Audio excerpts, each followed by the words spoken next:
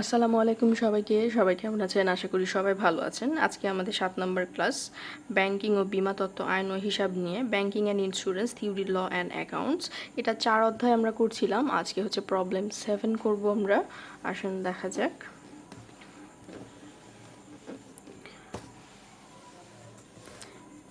এটা হচ্ছে problem 7। Problem 7-এ আমাদেরকে হচ্ছে প্রিপেয়ার ব্যালেন্স শিট করতে বলেছে। আমরা এটা ব্যালেন্স শিট করব। তো আসুন দেখা যাক। আগে আমরা এই এন্ট্রিগুলো করে নিই। পেইড আপ ক্যাপিটাল 10 লক্ষ টাকা, প্রফিট অ্যান্ড লস অ্যাকাউন্ট 2 লক্ষ টাকা, কারেন্ট অ্যাকাউন্ট 34 লক্ষ টাকা, ফিক্সড ডিপোজিট 39 লক্ষ টাকা, হ্যাভিং সেভিং ব্যাংক ডিপোজিট 25 লক্ষ টাকা, ফার্নিচার 40,000 টাকা, ইনভেস্টমেন্ট রিজার্ভ ফান্ড 10,000 টাকা, ব্রাঞ্চ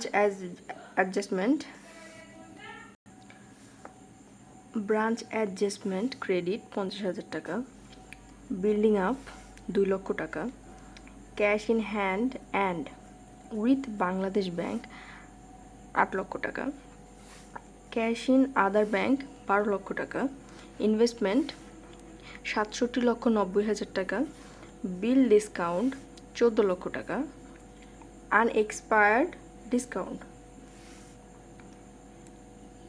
20,000 টাকা, রিজার্ভ ফান্ড 2,60,000 টাকা, আর আনএক্সপায়ার ইন্স্যুরেন্স 10,000 টাকা। তো আসুন এবার আমরা ব্যালেন্স শিট করব, দেখা যাক কি আছে। প্রথমে ব্যাংকের নাম ABC bank limited, balance sheet, তারিখ 31 ডিসেম্বর 2018। প্রথমে আমরা লিখব ক্যাশ। প্রথমে আমরা কি লিখব? ক্যাশ। ক্যাশে আমরা যেগুলা এন্ট্রি করেছি সেগুলা প্রথমে লিখব। তাহলে ক্যাশ ইন হ্যান্ড আছে আমাদের, এই যে cash in hand with Bangladesh bank আমাদের যেটা ছিল, এই যে cash in hand with Bangladesh bank 8 লক্ষ টাকা। তারপরে কি আছে? ক্যাশ উইথ আদার ব্যাংক আছে আমাদের, এটা আমরা খুঁজে, এই যে ক্যাশ উইথ আদার ব্যাংক 12 লক্ষ টাকা, এই যে 12 লক্ষ টাকা, মোট এইটা দুইটা যোগ করলে হয় আমাদের 20 লক্ষ টাকা।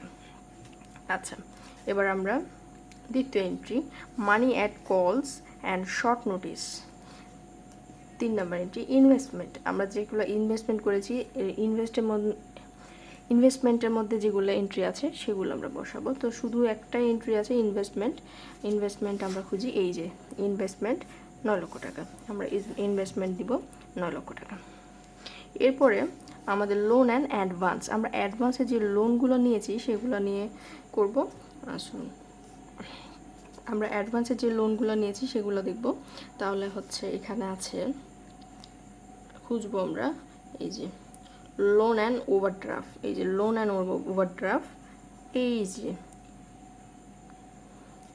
আর আমাদের বিল অ্যান্ড ডিসকাউন্ট, এই যে বিল অ্যান্ড ডিসকাউন্ট, তার নিচে এই যে 14 লক্ষ।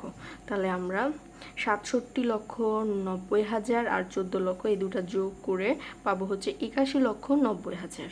তারপরে আমাদের পরের এন্ট্রিতে চলে আসবো পারমিসেস অ্যান্ড ফিক্সড অ্যাসেট। আমাদের যেটা ফিক্সড অ্যাসেট আছে, যেটা আমাদের স্থায়ী ফিক্সড, সেটাই আমরা লিখবো এখানে। তাহলে আমার স্থায়ী বলতে এই হচ্ছে ফার্নিচার আছে আর একটা বিল্ডিং আছে, বিল্ডিংটা ফার্নিচার আর এই যে বিল্ডিং আপ।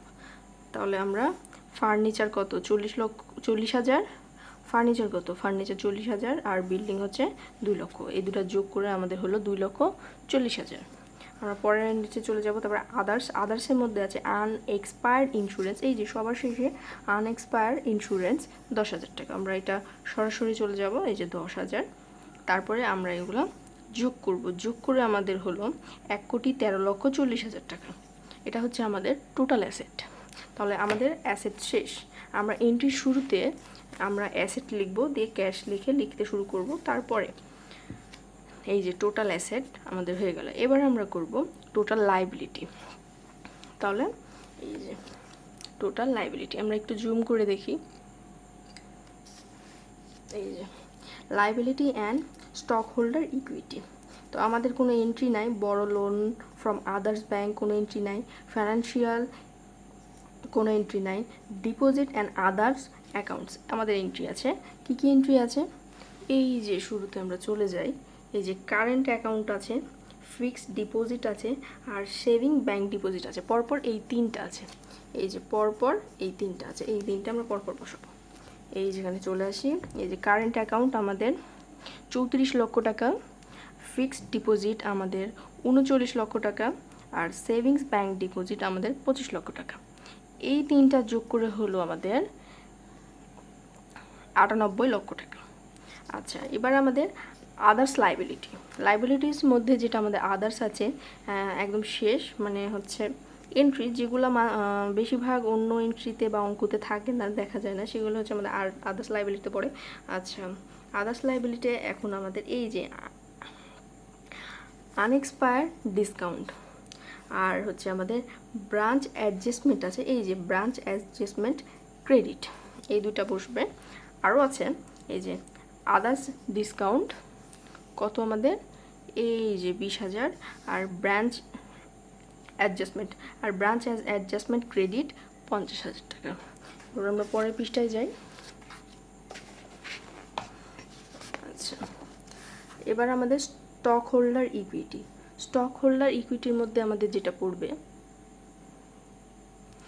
এবার আমাদের স্টক হোল্ডার ইকুইটির মধ্যে আমাদের যেটা পড়বে সেটা হচ্ছে পেইড আপ ক্যাপিটাল। যেগুলো এন্ট্রি বাকি আছে সেগুলো এন্ট্রি বসবে আমাদের। তাহলে আমাদের বাকি আছে পেইড আপ ক্যাপিটাল 10 লক্ষ টাকা, রিজার্ভ ফাউন্ড 2,60,000 টাকা, প্রফিট অ্যান্ড লস অ্যাকাউন্ট 2 লক্ষ টাকা, ইনভেস্টমেন্ট রিজার্ভ ফাউন্ড 10,000 টাকা। এই চারটা যোগ করে আমাদের হলো 14,70,000 টাকা। এই যে 14,70,000 টাকা ওই যে স্টক হোল্ডার ইকুইটি, আর এই পারের আমাদের এই যে টোটাল যেগুলো আছে, এই যে ডিপোজিট অ্যাকাউন্টের টাকা, আদার্স লাইবিলিটির টাকা, আর এই যে স্টক ইকুইটির টাকা, টোটালে যোগ করে আমাদের এটা করে হলো 1 লক্ষ, এই টোটালি যোগ করে হলো আমাদের 1,13,40,000 টাকা। তাহলে আমাদের total liability and stock holder কত হলো? আমাদের total liability and stock holder হলো 1,13,40,000 টাকা। তাহলে আজকের ক্লাস এত দূরই, আশা করি সবাই বুঝতে পেরেছো। এই অঙ্ক প্র্যাকটিস করলে খুবই সোজা। তো আজকের ক্লাস এত দূরই, পরের ক্লাসে আবার দেখা হবে। আল্লাহ হাফেজ সবাইকে।